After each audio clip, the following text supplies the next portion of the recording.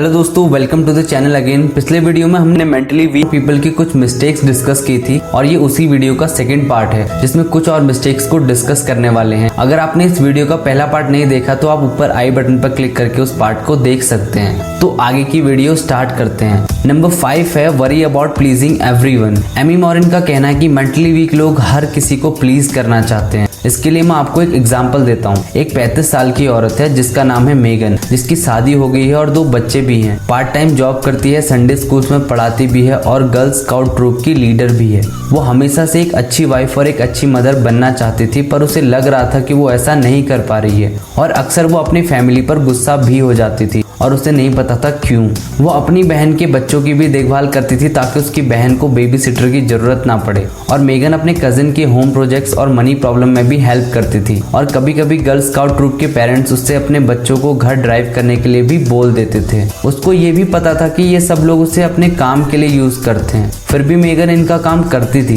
तो इसका इम्पैक्ट पड़ा मेगन की फैमिली पर। वो कभी कभी अपनी फैमिली के साथ डिनर तक नहीं कर पाती थी। फैमिली के लिए उसके पास टाइम ही नहीं था। मेगन चाहती थी कि हर कोई उसे पसंद करे। उसका सबसे बड़ा डर ही यही था कि लोग उसे सेल्फिश ना समझे, इसलिए वो सभी लोगों को प्लीज करना चाहती थी और जिसका असर उसकी खुद की फैमिली पर बहुत बुरा पड़ा। एक्चुअल में उसे ये नहीं पता था कि उसे किन लोगों को प्लीज करना चाहिए और किन लोगों को अपनी लाइफ में ज्यादा टाइम देना चाहिए। और हम ऐसा क्यों करते हैं, इसके मेनली 2 कारण हैं। एक तो है रिजेक्शन का डर कि कहीं आपने लोगों को किसी बात के लिए ना बोल दिया तो वो तुमको पसंद करना छोड़ देंगे। दूसरा है लर्न बिहेवियर। कभी कभी ये चीजें बचपन से ही सीख जाते हैं, खासतौर पर वो पेरेंट्स के बच्चे जिनके पेरेंट्स कभी किसी के अगेंस्ट नहीं गए, हर वक्त हाँ में हाँ मिलाई। तो उनके बच्चों को लगता है कि बहस करना गलत है और लोगों की हाँ में हाँ मिलाना ही बेस्ट तरीका है लोगों को खुश रखने का। अब हर किसी को प्लीज करने के बारे में सोचना आपके लिए प्रॉब्लम क्रिएट कर सकता है। जब आप हर किसी को प्लीज करने के बारे में सोचोगे तो आप कभी भी उसके अगेंस्ट नहीं जा पाओगे। इवन अगर कोई बात गलत भी होगी तब भी आप अपनी बात नहीं रख पाओगे, क्योंकि आपको लगेगा कि वो बुरा मान जाएगा और आपसे नफरत करने लगेगा, और इस प्रकार आप अपनी खुद की वैल्यू खो दोगे। इसलिए आप कभी भी अपने ब्रेन में ये मत सोचो कि जब आप लोगों की हाँ में हाँ मिलाओगे तभी आपको लोग पसंद करेंगे। और सबसे मेन बात, जो लोग आपके ओपिनियन को वैल्यू नहीं देते वो आपके सच्चे लोग या दोस्त नहीं हो सकते। आपके अपने थॉट्स भी बहुत इंपॉर्टेंट हैं, इसलिए ये मिस्टेक सिखाती है कि अपनी लाइफ में चीजों को ना बोलना भी सीखो। नंबर 6 है fear of taking calculated risk. Mentally weak लोग कैलकुलेटेड रिस्क लेने से भी बचते हैं। उनको पता होता है इससे वो अपने मैक्सिमम पोटेंशियल तक पहुंच सकते हैं, बट फिर भी वो ये रिस्क नहीं लेते।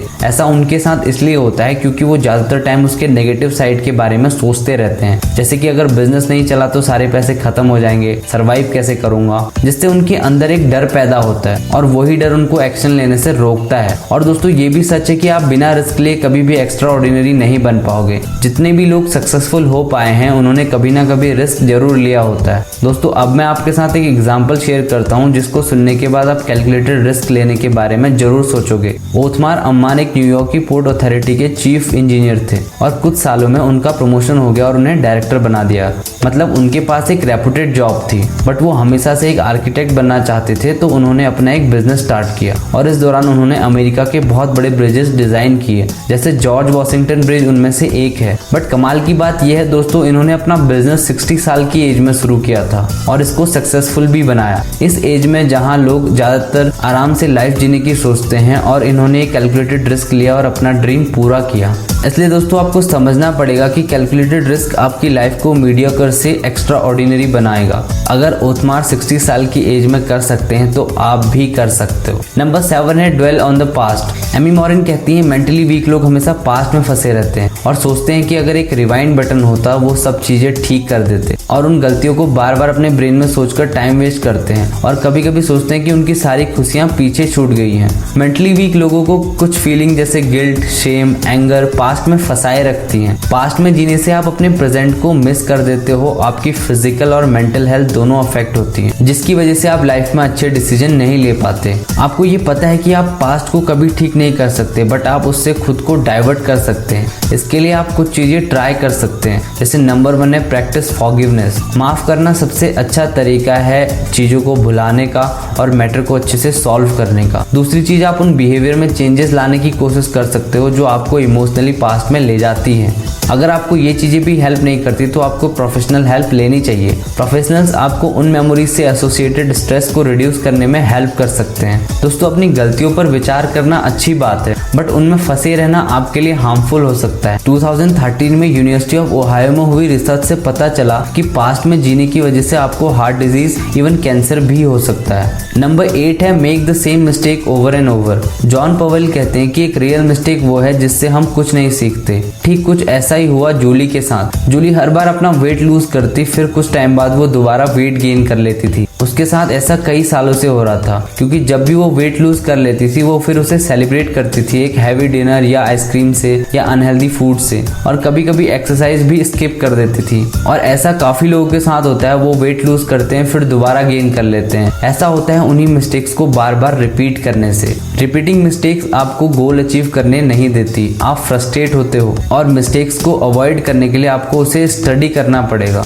उन रीजन को जानना होगा जिनकी वजह से आप उसी मिस्टेक्स को रिपीट कर रहे हो। और सबसे जरूरी बात, आपको सेल्फ डिसिप्लिन प्रैक्टिस करना होगा। सेल्फ डिसिप्लिन का मतलब ये नहीं है कि आपको एक हार्ड रूटीन फॉलो करना है। इसका मतलब ये है कि आपको छोटे छोटे चेंजेस अपनी लाइफ में लाने हैं। फॉर एग्जाम्पल, आपका गोल वेट लूज करना है और आप बार बार अनहेल्दी पैक्ड चीजों को खा रहे हो, तो इसे आप कम कर सकते हो धीरे धीरे, तभी आप एक बड़ा चेंज ला पाओगे। नंबर 9 है दे फील द वर्ल्ड ओज देम एनीथिंग। दोस्तों, सारा रॉबिन्सन जब 24 साल की थी तो उसको पता चला कि उसे ब्रेन ट्यूमर है। उसका ट्रीटमेंट चल रहा था, तो उसी दौरान उसने देखा कि लोग कैंसर ट्रीटमेंट के लिए बहुत दूर से ड्राइव करके आते हैं, और कुछ लोग तो अपनी कार में ही सो जाते हैं क्योंकि उनके पास होटल में रहने के लिए पैसे नहीं होते। सारा जानती थी कि ये उन लोगों के लिए काफी मुश्किल है। तब सारा ने सोचा कि वो इस ट्रीटमेंट सेंटर के नजदीक एक हॉस्पिटैलिटी हाउस बनाएगी, जिससे ये सभी पेशेंट्स वहां पर रह पाएंगे। इस आइडिया को सारा ने अपने क्लब के साथ डिस्कस किया, जिसका मोटो था सर्विस अबव सेल्फ। सभी लोग सारा के आइडिया से सहमत हुए और सारा अपने इस मिशन को पूरा करने में लग गई। इवन अपने कीमोथेरेपी सेशन में भी सारा इस प्रोजेक्ट के लिए काम करती थी। और 26 की एज में दिसंबर 2011 में सारा की डेथ हो गई। उसके बाद सारा की फैमिली ने उसके प्रोजेक्ट को कंटिन्यू रखा और अगले 18 मंथ्स में $1 मिलियन का फंड जमा कर लिया। दोस्तों, सारा की जगह पर कोई और होता तो वो कहता कि मैं क्यों करूं, मुझे क्या मिलेगा ऐसा करके। बट सारा की मेंटेलिटी ऐसी नहीं थी। अपने कैंसर को भुलाकर वो इस मिशन में लग गई। दोस्तों, सारा ने बदले में कुछ भी मिलने की उम्मीद किए बिना उन लोगों की हेल्प की। उसने सेल्फलेस होकर काम किया। इसलिए एमी मॉरिन कहती हैं कि जब आप लोगों से अच्छा ट्रीट करने की उम्मीद रखते हो कि आपने अच्छा किया है तो वो भी अच्छा ट्रीट करेंगे, ये सोच आपको मेंटली वीक बनाती है। नंबर 10 है एक्सपेक्ट इमीडिएट रिजल्ट। ऑल्दो हम एक फास्ट पेस वर्ल्ड में रहते हैं, पर हमें हर चीज का रिजल्ट जल्दी से नहीं मिल सकता। फिर चाहे वो रिलेशनशिप इंप्रूव करने की बात हो या फिर बिजनेस में रिजल्ट मिलने की। और इमीडिएट रिजल्ट की उम्मीद रखना फेलियर की तरफ लीड करता है, क्योंकि फिर हमें लगता है कि ज्यादा टाइम वेस्ट नहीं करना चाहिए और हम मान लेते हैं कि जो हम कर रहे हैं शायद काम नहीं कर रहा है, और फिर फ्रस्ट्रेट होकर गिव अप करने की सोचते हैं और फिर हम नए शॉर्टकट्स ढूंढने की कोशिश करते हैं। और जितना ज्यादा क्विक फिक्स के बारे में हम सोचेंगे उतना ही मेंटली वीक होते जाएंगे। इसलिए मेंटली स्ट्रांग बनने के लिए हमें समझना होगा कि सक्सेस एक लॉन्ग टर्म प्रोसेस है और रियलिस्टिक एक्सपेक्टेशंस क्रिएट करने पड़ेंगे। रियलिस्टिक एक्सपेक्टेशंस क्रिएट करने के लिए हमें चेंजेस को ना ही अंडर एस्टिमेट करना चाहिए और ना ही ओवर एस्टिमेट। फॉर एग्जाम्पल, जब आप इमेजिन करते हो कि 20 पाउंड वेट लूज करके तुम्हारी लाइफ बहुत अच्छी हो जाएगी, तुम हैंडसम दिखने लग जाओगे, लोग तुम्हें अटेंशन देने लग जाएंगे, बट जब तुम्हें कुछ टाइम बाद ये मिरेक्युलस चेंजेस नहीं दिखते तो तुम उदास हो जाते हो, डिसअपॉइंट होते हो, क्योंकि तुमने बहुत ज्यादा इमेजिन कर लिया था, जिससे तुम गोल अचीव करने से पहले ही गिव अप कर देते हो। इस मिस्टेक से आप सीखते हो कि इमीडिएट रिजल्ट को अज्यूम मत करो। आपको खुद पर बिलीव करना होगा कि आप सही कर रहे हो, आपका टाइम सही यूटिलाइज हो रहा है, तभी आप पेशेंस रख पाओगे। तो दोस्तों, ये सारे मिस्टेक्स मैंने आपके साथ एमी मॉरिन की book 13 things that mentally strong people can't do से शेयर किए हैं। अगर वीडियो पसंद आई हो तो लाइक एंड शेयर जरूर करना और चैनल को सब्सक्राइब जरूर कर लेना ताकि आपसे कोई भी वीडियो मिस ना हो। फाइनली, थैंक्स फॉर वॉचिंग दोस्तों।